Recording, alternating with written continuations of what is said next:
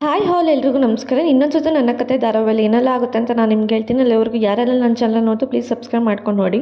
ಸಂಚಿಕೆ ಶುರುವಿನಲ್ಲಿ ಅಜಿತ್ ಅಪ್ಪ ಹೇಳ್ತಾ ಇರ್ತಾರೆ ಸಂಗೀತಿಗೆ, ನೀನು ಮನೇಲೆ ಎಲ್ಲ ಪೂಜೆ ಮಾಡಿದ್ದೆ, ನೀನೇನು ಅವ್ರ ಮನೆಗೆ ಹೋಗಬೇಡ ಅಂತ ಹೇಳಿ ಹೇಳ್ತಾ ಇರ್ತಾರೆ ಕುಂಕುಮ ತೊಗೊಳೋದಕ್ಕೆ.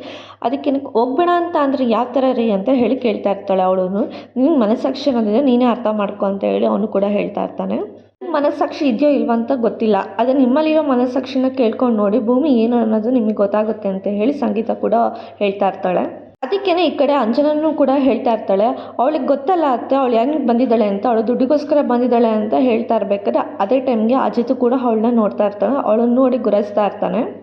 ಈಕೆ ದೇವಿ ಅನಿ ಹೇಳ್ತಿರ್ತಾಳೆ, ಮಾಡ್ದವ್ರ ಪಾಪ ಆಡ್ದವ್ರ ಬಾಯಿ ಅನ್ನೋ ಥರ ನೀನು ಯಾಕೆ ಮಾತಾಡ್ತಿದ್ದೆ, ಸುಮ್ಮನೆ ಇರೋ ಅಂತ ಹೇಳಿ ಅಂಚನಾಗಿ ಸುಮ್ಮನೆ ಇರೋ ಥರ ಹೇಳ್ತಾ ಇರ್ತಾಳೆ. ಅದನ್ನು ಕೇಳಿಸ್ಕೊಂಡಿದ್ದು ಸಂಗೀತನೂ ಕೂಡ ಹೇಳ್ತಿರ್ತಾಳೆ, ಆಡದೇ ಇರೋ ಪಾಪನ ಆಡಿನೇ ನಿನ್ನ ಮಗಳು ಕೆಟ್ಟೋಳಾಗ್ತಿದ್ದಾಳೆ ದೇವಿಯನಿ, ನೋಡು ದೇವಿಯನಿ ನಿನ್ನ ಮುಖ ನೋಡ್ಕೊಂಡು ಸುಮ್ಮನೆ ಇದ್ದೀನಿ, ಇಲ್ಲಾಂದಿದ್ರೆ ನಾನು ಸುಮ್ಮನೆ ಇರೋಳಲ್ಲ ಅವಳು.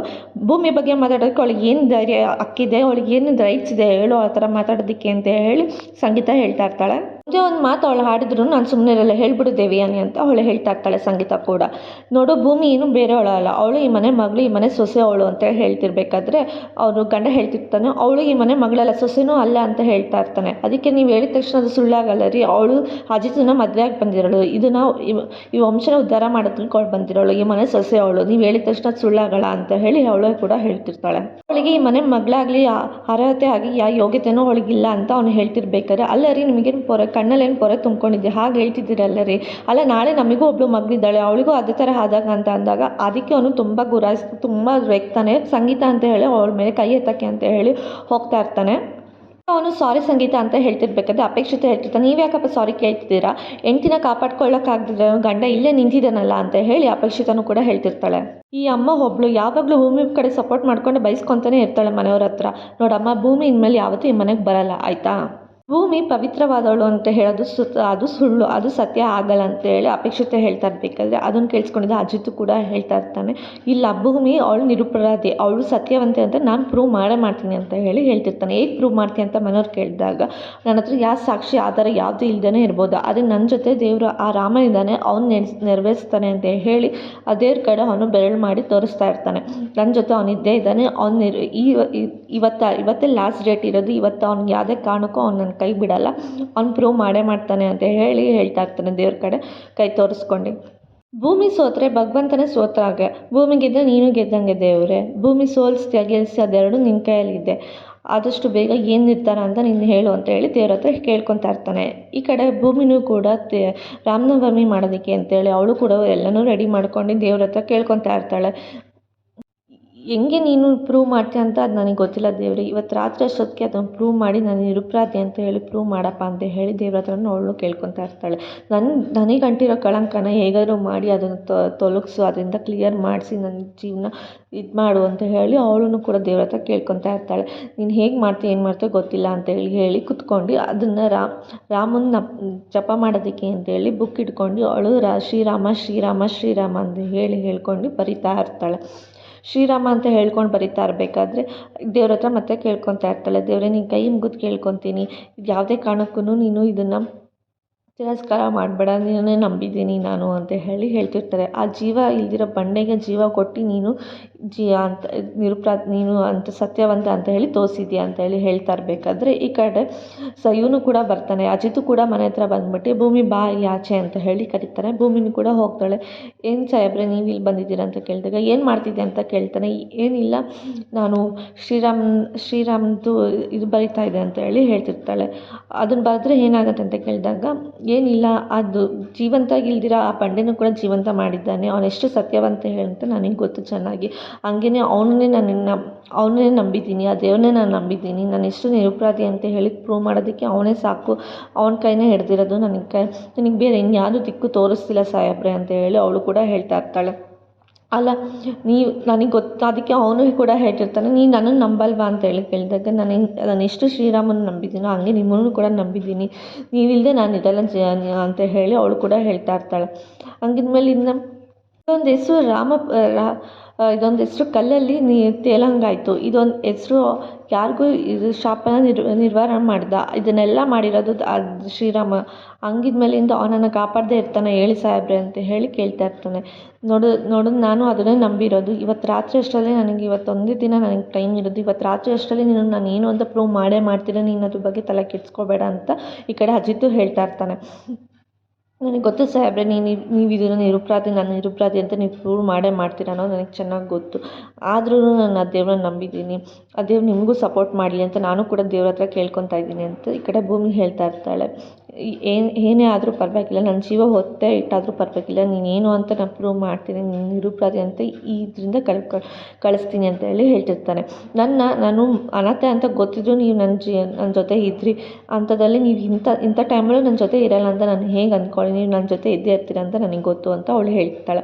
ಸರಿ ಆಯಿತು, ನೀನು ಇಷ್ಟು ನಂಬಿದೆಯಲ್ಲ ಸಾಕು ಬಿಡು, ನೀನೇನು ಅಂತ ನಾನು ಪ್ರೂವ್ ಮಾಡ್ತೀನಿ ಅಂತ ಹೇಳಿ ಈ ಕಡೆ ಅಜಿತು ಹೇಳ್ತಾ ಇರ್ತಾನೆ. ಸರಿ ನಾನು ಹೊರಡ್ತೀನಿ ಅಂತ ಹೇಳ್ಬಿಟ್ಟು ಅವನು ಹೊರಡ್ತಾನೆ. ಅದೇ ಟೈಮ್ಗೆ ಭೂಮಿಗೆ ಕಾಲ್ ಬರುತ್ತೆ. ಕಾಲ್ ಬಂದಿರೋದು ಅವ್ರ ಅತ್ತೆ ಸಂಗೀತ ಕಾಲ್ ಮಾಡಿರ್ತಾಳೆ. ಸಾರಿ ಕೇಳ್ತೀನಿ ಫಸ್ಟೇ ಅಂತ ಹೇಳಿ ಅವಳು ಕೂಡ ಹೇಳ್ತಾಳೆ. ಯಾಕತ್ತೆ ನೀವು ಬರಲ್ವಾ ಅಂತ ಕೇಳಿದಾಗ, ಹಾಗೇನಿಲ್ಲ ಸ್ವಲ್ಪ ಕೆಲಸ ಇತ್ತು, ನಂಗೆ ಬರೋದಕ್ಕಾಗಲ್ಲ ಅಂತ ಹೇಳ್ತಾಳೆ. ಹೌದಾ, ಸರಿ ಆಯಿತು ಅತ್ತೆ ಅಂತ ಹೇಳಿದಾಗ, ಸರಿ ಆಯಿತು, ನೀನು 5 ಜನ ಮುತ್ತೈದೆಯರಿಗೆ ಪೂಜೆ ಕರೆದಿದ್ದಲ್ಲ, ಅವ್ರು ಬರ್ತಿದ್ದಾರೆ ಅಲ್ವಾ ಅಂತ ಹೇಳಿ ಕೇಳಿದಾಗ, ಹ್ಞೂ ಅಂತ ಇನ್ನೊಂದ್ಸಲ ರಿಮೈಂಡರ್ ಮಾಡೋದಕ್ಕೆ, ಇನ್ನೊಂದ್ಸಲ ನೆನ್ಪು ಮಾಡೋದಕ್ಕೆ ಅಂತ ಲಕ್ಷ್ಮಕ್ಕ ಹೋಗಿದ್ದಾರೆ ಅಂತ ಹೇಳಿ ಅವಳು ಕೂಡ ಹೇಳ್ತಾ ಇರ್ತಾಳೆ. ಹೌದಾ, ಸರಿ ಆಯಿತು, ಹಂಗಿದ್ರೆ ಪೂಜೆ ಮಾಡು ಚೆನ್ನಾಗಿ ಅಂತೇಳಿ ಹೇಳ್ತಿರ್ಬೇಕಾದ್ರೆ, ಇರಿಯತ್ತೆ ಒಂದು ನಿಮಿಷ, ಲಕ್ಷ್ಮಕ್ಕ ಬರ್ತಿದ್ದಾರೆ, ಏನಾಯಿತು ಅಂತ ಕೇಳ್ತೀನಿ ಅಂತ ಹೇಳಿ ಹೇಳ್ತಿರ್ಬೇಕಾದ್ರೆ, ಯಾಕೆ ಲಕ್ಷ್ಮಕ್ಕ ಒಬ್ಬರೇ ಬರ್ತಿದ್ದಾರೆ, ಯಾಕೆ ಯಾರೋ 5 ಜನ ಮುತ್ತೈದೆಯರು ಬಂದಿಲ್ಲ ಅಂತ ಕೇಳ್ತಾಳೆ. ಅಯ್ಯೋ ಅವ್ರು ಯಾರೋ ಬರೋದಕ್ಕೆ ರೆಡಿ ಇಲ್ಲ, ಅವ್ರು ಯಾರೋ ನಮ್ಮ ಮನೇಲೂ ಹಬ್ಬ ಇತ್ತು, ನಾವು ಹಬ್ಬ ಮಾಡಬೇಕಂತ ಒಂದಿಬ್ರು ಹೇಳಿದ್ರು. ಇನ್ನಿಬ್ರು ನೋಡಿದ್ರೆ ಡೈರೆಕ್ಟಾಗಿ ಹೇಳಿಬಿಟ್ರು, ನಾವು ನಿಮ್ಮಂಥ ಮನೆಗೆ ಬಂದು ನಾವು ಪೂಜೆ ಕುಂಕುಮ ತೊಗೊಳ್ಳೋಣ ಅಂತ ಬೇರೆ ಹೇಳಿಬಿಟ್ರು ಭೂಮಿ ಅಂತೇಳಿ ಲಕ್ಷ್ಮಿ ಹೇಳ್ತಾ ಇರ್ತಾಳೆ. ಅಯ್ಯೋ ಹೌದಾ, ಏನು ಮಾಡೋದು ಅಂತ ಹೇಳಿ ಅವಳು ಯೋಚನೆ ಮಾಡ್ತಿರ್ತಾಳೆ. ನಾನೇನು ಮಾಡಿದ್ದೀನಿ ಅಂಥದ್ದಲ್ಲಿ ಇವ್ರು ಯಾಕೆ ಹಿಂಗೆ ಆಡ್ತಿದ್ದಾರೆ ಅಂತ ಅಂದ್ಕೊತಾ ಇರ್ತಾಳೆ. ಅದೇ ಟೈಮ್ಗೆ ಅದನ್ನು ಫೋನಲ್ಲಿ ಕೇಳಿಸ್ಕೊಂಡಿರ್ತಾಳೆ ಸಂಗೀತನೂ ಕೂಡ. ಸಂಗೀತ ಹೋಗ್ಬಿಟ್ಟು ದೇವ್ರ ಹತ್ರ ಕೂಡ ಅವಳು ಬೇಡ್ಕೊತಾ ಇರ್ತಾಳೆ. ಯಾಕಪ್ಪ ಮಗುಗೆ ಇಷ್ಟೊಂದು ಕಷ್ಟ ಕೊಡ್ತಿದ್ದು, ಅವಳು ಏನು ತಪ್ಪು ಮಾಡಿದ್ದಾಳೆ ಹೇಳು, ಅವಳು ಅಷ್ಟೊಂದು ಸತ್ಯವಂತೆ ಆಗಿದ್ದಾಳೆ ಅಂದ್ರೂ ಅವಳಿಗೆ ಕಷ್ಟ, ಅವಳು ಒಳ್ಳೆಯವ್ರಿಗೆ ಇಷ್ಟೊಂದು ಕಷ್ಟ ಕೊಡ್ತಾರೆ ಅಂತ ಅಂತಾರಲ್ಲ, ಅಂಥದ್ರಲ್ಲಿ ನೀನು ಇವಳಿಗೆ ಇಷ್ಟೊಂದು ಪರೀಕ್ಷೆ ಮಾಡ್ತಾಯಿದ್ದೀಯ ಹೇಳು, ಅದೇನು ಮಾಡ್ತೀಯ ಹೇಗೆ ಮಾಡ್ತೀಯ ಗೊತ್ತಿಲ್ಲ, ಅವಳು ನಿರಪರಾಧಿ ಅಂತ ನೀನು ಪ್ರೂವ್ ಮಾಡಲೇಬೇಕು. ಅವಳಿಗೆ 5 ಜನ ಮುತ್ತೈದೆಯರನ್ನ ಕಳಿಸಿ ಅವಳಿಗೆ ಇದು ರಥನ ಕಂಪ್ಲೀಟ್ ಮಾಡೋ ಥರ ಮಾಡಪ್ಪ ಅಂತ ಹೇಳಿ ದೇವ್ರ ಹತ್ರ ಅವಳು ಕೂಡ ಬೇಡ್ಕೊತಾ ಇರ್ತಾಳೆ. ಸರಿ ಅಂತ ಹೇಳ್ಬಿಟ್ಟು ಭೂಮಿನೂ ಏನೂ ಮಾತಾಡ್ತಾನೆ ಬಂದ್ಬಿಟ್ಟು ದೇವ್ರ ಹತ್ರ ನಿಂತ್ಕೊಂಡು ಅದನ್ನು ರಾಮಂದು ಇದು ಬರೆಯೋಕ್ಕೆ ಅಂತ ಹೇಳಿ ಏನು ಬರೀತಿದ್ಯಾ ಅಂತ ಹೇಳಿ ಲಕ್ಷ್ಮಿ ಕೇಳಿದಾಗ, ಏನಿಲ್ಲ ಅಕ್ಕ, ನಾನು ಶ್ರೀರಾಮ ಅಂತ ಹೇಳಿ ಬರಿತಾ ಇದ್ದೀನಿ ಅಂತ ಅಂತಾಳೆ. ಅಲ್ಲ, ಇದನ್ನು ಬರೆದ ತಕ್ಷಣ ಸರಿಯಾಗುತ್ತಾ, ನಾನು ಆ ದೇವ್ರ ಪಾದ ಇಟ್ಕೊಂಡಿದ್ದೀನಿ, ಇದನ್ನು ಬರೆಯೋ ಅಷ್ಟರಲ್ಲಿ ಏನಾದರೂ ಒಂದು ಮಿರಾಕಲ್ ಮಾಡ್ತಾನೆ, ನೋಡೋಣ ಏನಾಗುತ್ತೆ ಅಂತ ನಾನು ಕಾಯ್ತಾ ಇದ್ದೀನಿ ಅಂತ ಹೇಳಿ ಭೂಮಿಗೆ ಕೂಡ ಹೇಳ್ತಾ ಇರ್ತಾಳೆ. ನಾನು ಆ ದೇವ್ರನ್ನ ನಂಬಿದ ಮೇಲಿಂದ ಅವ್ನು ಯಾವುದು ನನಗೆ ಮೋಸ ಮಾಡಲ್ಲ, ನಾನು ನಿರಪರಾಧಿ ಅಂತ ಅವ್ನು ಪ್ರೂವ್ ಮಾಡ್ತಾನೆ ಅಂತ ಹೇಳಿ ಹೇಳ್ತಾ ಇರ್ತಾನೆ. ಸರಿ ಆಯಿತು, ನೀನು ಬರೀತಾರೆ, ನಾನು ಹೋಗಿ ಬರ್ತೀನಿ ಅಂತ ಹೇಳಿ ಲಕ್ಷ್ಮಿನೂ ಕೂಡ ಅಲ್ಲಿಂದ ಹೊರಟೋಗ್ತಾಳೆ. ಸರಿ ಅಂತ ಹೇಳ್ಬಿಟ್ಟು ಅವಳು ಕೂಡ ಇಲ್ಲಿ ಕುತ್ಕೊಂಡು ಬರಿತಾನೆ ಇರ್ತಾಳೆ. ಬರಿತಾ ಇರಬೇಕಾದ್ರೆ ಅವಳಿಗೆ ಅನಿಸುತ್ತೆ ಶ್ರೀರಾಮಂಗೆ ಮತ್ತೆ ದೇವ್ರ ಹತ್ರ ಹೋಗಿ ಕೇಳ್ಕೊತಾ ಇರ್ತಾಳೆ. ಅವಳ ಮನಸ್ಸಲ್ಲಿ ಹಳೇದನ್ನೆಲ್ಲ ಮತ್ತೆ ಅವಳಿಗೆ ನೆನಪು ಆಗ್ತಾನೆ ಇರುತ್ತೆ. ಅವಳಿಗೆ ಹೆಂಗೆ ಲಾಡ್ಜಲ್ಲಿ ಹೋದಾಗ ಏನೇನು ಘಟನೆ ಆಯಿತು, ಲಾಡ್ಜಲ್ಲೋ ಆಮೇಲಿಂದ ಈ ಕಡೆ ಸ್ಟೇಷನಿಗೆ ಹೋದಾಗ ರಿಸೆಪ್ಷನಿಸ್ಟ್ ಏನೇನೆಲ್ಲ ಮಾತಾಡಿದ್ದ ಅದನ್ನೆಲ್ಲ ಅವಳು ತುಂಬ ನೆನಪು ಮಾಡ್ಕೊತಾ ಇರ್ತಾಳೆ. ಇಲ್ಲಿ ಮನೆಯವರು ಅಜ್ಜಿಗೆ ಇದೊಂದು ವಾರದಲ್ಲಿ ನೀನು ಪ್ರೂವ್ ಮಾಡಿಲ್ಲ ಅಂತ ಹೇಳಿದ್ದು ಅದನ್ನೆಲ್ಲ ನೆನಪು ಮಾಡ್ಕೊತಾನೆ ಇರ್ತಾಳೆ. ಈ ಕಡೆ ದೇವಿಯಾನಿನೂ ಮತ್ತು ಅಶ್ವಿನಿನೂ ಕೂಡ ನಿಂತ್ಕೊಂಡು ಮಾತಾಡ್ತಾ ಇರಬೇಕಾದ್ರೆ, ಅಪ್ಪ ಇವಾಗ ನೀನು 5 ಜನ ಮುತ್ತೈದೆಯರನ್ನ ನೀನು ಕ್ಯಾನ್ಸಲ್ ಮಾಡಿದ್ಯಾ ಅಲ್ವಾ ಅಂತ ಹೇಳಿ ದೇವಿಯಾನಿ ಕೇಳಿದಾಗ, ಹ್ಞೂ 5 ಜನ ಮುತ್ತೈದೆಯರು ಹೋಗ್ತಾ ಇಲ್ಲ ಅವಳ ಮನೆಗೆ ಅಂತ ಹೇಳಿ ಅವಳು ಕೂಡ ಹೇಳ್ತಾಳೆ. ಸರಿ ಆಯ್ತಾ, ರಿಸೆಪ್ಷನಿಸ್ಟು ಸಿಗಾಕೊಳ್ಳಲ್ವಾ ಅಂತ ಹೇಳಿ ದೇವಿಯಾನಿ ಕೇಳಿದಾಗ, ಇಲ್ಲ ಅವನು ಸಿಗಾಕೊಳ್ಳಲ್ಲ, ಅವನಿಗೆ ಮೂಟೆ ಅಷ್ಟು ದುಡ್ಡು ಕಳಿಸಿದ್ದೀನಿ, ಯಾವುದೇ ಕಾರಣಕ್ಕೂ ಅವ್ನು ಸಿಗಾಕೊಳ್ಳಲ್ಲ ಅಂತ ಹೇಳಿ ಈ ಕಡೆ ಅಶ್ವಿನಿ ಹೇಳ್ತಾ ಇರ್ತಾಳೆ. ಹೌದಾ, ಅವನ ಮೇಲೆ ಯಾವುದಕ್ಕೂ ಒಂದು ಕಣ್ಣು ಇಟ್ಟಿರು, ಯಾಕಂದರೆ ಯಾವ ಟೈಮಲ್ಲಿ ಏನಾಗುತ್ತೆ ಅಂತ ಗೊತ್ತಿಲ್ಲ, ಇವತ್ತೊಂದು ದಿನ ಹೇಗಾದರೂ ಮಾಡಿ ಆ ಸೂರ್ಯ ಬೇಗ ಬೇಗ ಆಗಿಬಿಡಲಿ ಇದೊಂದು ದಿನ ಅಂತೇಳಿ ಅವಳು ಕೂಡ ಕೇಳ್ತಾ ಇರ್ತಾಳೆ. ಈ ಕಡೆ ಅಂತ ಹೇಳ್ತಾ ಇರ್ತಾಳೆ ದೇವಿಯಾನಿ.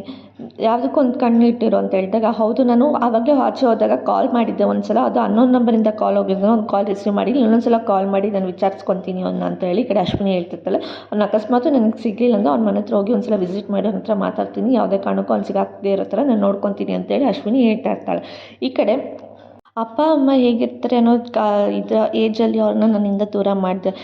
ಸಾಕಿದ ಅಪ್ಪ ಅಮ್ಮನೇ ನನ್ನನ್ನು ನಂಬ್ಕೊಂಡು ಅವ್ರನ್ನ ಪ್ರೀತಿ ಮಾಡ್ತಿರ್ಬೇಕಾದ್ರೆ ಅಪ್ಪನೂ ಕೂಡ ನನ್ನಿಂದ ದೂರ ಮಾಡಿ ಕಿತ್ಕೊಂಡು ಅವರನ್ನು ಕೂಡ ಅಮ್ಮನೂ ಕೂಡ ಜೈಲಿಗೆ ಕಳಿಸ್ದೆ. ನಾನೇನು ತಪ್ಪು ಮಾಡಿದ್ದೀನಿ ಹೇಳಿದವ್ರೆ, ಈ ಥರ ಎಲ್ಲ ಮಾಡ್ತಿದ್ದೆ ಅಂತ ಭೂಮಿ ಕೇಳ್ತಾ ಇರ್ತಾಳೆ. ಹೆಣ್ಣಾಗಿ ಹುಟ್ಟಿದ ತಪ್ಪಿಗೆ ನನ್ನ ಅಸ್ತಿತ್ವಕ್ಕೆ ಕಳಂಕ ತಂದುಬಿಟ್ಟಿದ್ಯಾ ನೀನು. ನನ್ನತ್ತೆ ಹಂಪ ನಾನು. ನನ್ನ ಮೇಲೆ ಯಾಕೆ ಇಷ್ಟು ನಿನ್ನ ಕರುಣೆ ಇಲ್ಲ? ಯಾಕೆ ಇಷ್ಟೊಂದೆಲ್ಲ ನನ್ನ ಈ ಥರ ನಡೆಸ್ಕೊತಾ ಇದೆಯಾ ನೀನು? ಯಾಕೆ ಈ ಥರ ಎಲ್ಲ ಕಳಂಕಕ್ಕೆ ತಂದಿದ್ಯಾ? ಅಲ್ಲ, ಸೀತಮ್ಮಂತೇನೆ ಮದುವೆ ಆದಮೇಲಿಂದ ಕಾಡಿಗೆ ಹೋದ್ಲು. ಆ ಕಾಡಿಗೆ ಹೋಗಿ ಜೀವನ ಮಾಡೋಷ್ಟು ಶಕ್ತಿ ನನಗಿಲ್ಲ. ನಾನು ಮದುವೆ ಆದಾಗಲಿಂದ ನಾನು ಈ ಕಾಡಲ್ಲೇ ವನವಾಸದಲ್ಲಿ ಇದ್ದೀನಿ ಅನ್ನೋ ಥರ ನಾನಿದ್ದೀನಿ. ಅಂಥದ್ರಲ್ಲಿ ನನಗೆ ಅದು ಕಷ್ಟದ ಮೇಲೆ ಕಷ್ಟ ಕೊಡ್ತಾನೆ ಇದೆಯಾ ನೀನು? ಅದು ಏನು ಮಾಡ್ತೀಯೋ ಹೇಗೆ ಮಾಡ್ತೀಯೋ ನಂಗೆ ಗೊತ್ತಿಲ್ಲ.